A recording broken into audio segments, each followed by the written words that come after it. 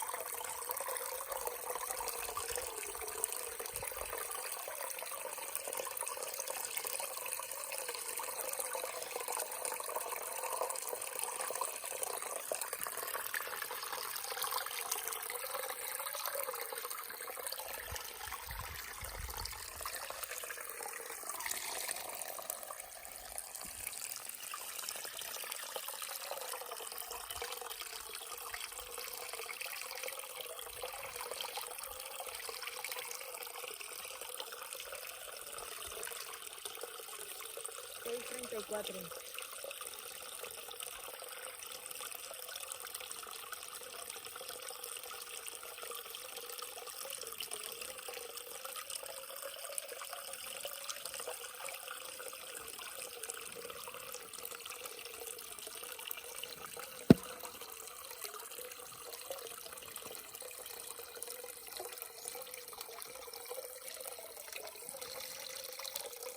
Siete 3.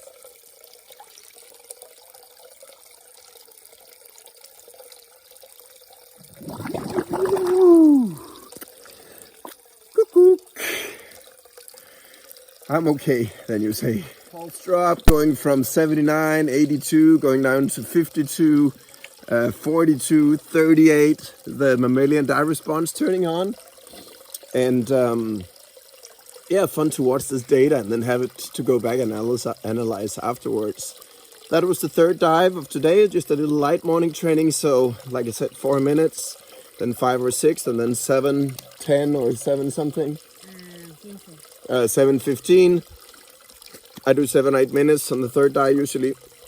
And that's usually how I do my training, either on dry land in bed to be safe if I'm alone. And here I have this wonderful opportunity to jump in the water tank in Biosana here in beautiful Baja California. So that's some of the training I'm doing for the upcoming, the official Guinness World Record attempt. So trying to train my mammalian dive responses, inner dolphin that we all have, and just absorbing the energy here and all the good memories, and not pushing too much also, just baby steps, and yeah, keeping inspired and having fun with the training. I think it's very important not to burn yourself out, and then try to invent all the time new things. And this is just an incredible place, so I try to work a lot with energies as well, the sunlight, the sensations on my skin, on my face, and yeah, it's a fun way to train because you have to go inside your mind and there's no way to run, no way to hide. So you kind of have to become comfortable in a very uncomfortable situation, in the sense that you have to breathe, you have the urge to breathe, you get the contraction. That's what we call the diaphragm when it starts to move, and it wants you to exhale and blow out the CO2. That is this driving signal, the trigger for breathing, but you're just going to control that and keep smiling and keep relaxing and lean into it. And of course, with this training, you get a very high CO2 tolerance. So you get the ability to tolerate high levels of carbon dioxide in your blood, and your brain would normally tell you to start breathing. And what many people mistake is that they think that they are low on oxygen. Oh, I didn't have more oxygen, I needed to breathe. But normally people start breathing, or you would start breathing way before your oxygen level is at a critical level where you black out, where you lose consciousness. It's simply this uncomfortable feeling, this unknown, strange, awkward feeling of just panicking and having to breathe. And with breath holding, you can learn to control that. So it's a very good way of doing self-management. Anyways, I'm Stig Severinsen, founder of breatheology. And any famous last comments? Then it's Dan Brule.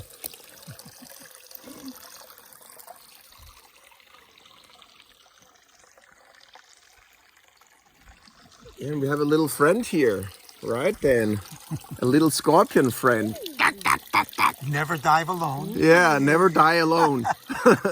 So it was actually stuck on the wall here under the water, and we picked it up. It's kind of frozen in time. So a sweet little thing was accompanying for the 2 first dives, and we took it up. But yeah, that's it for this training.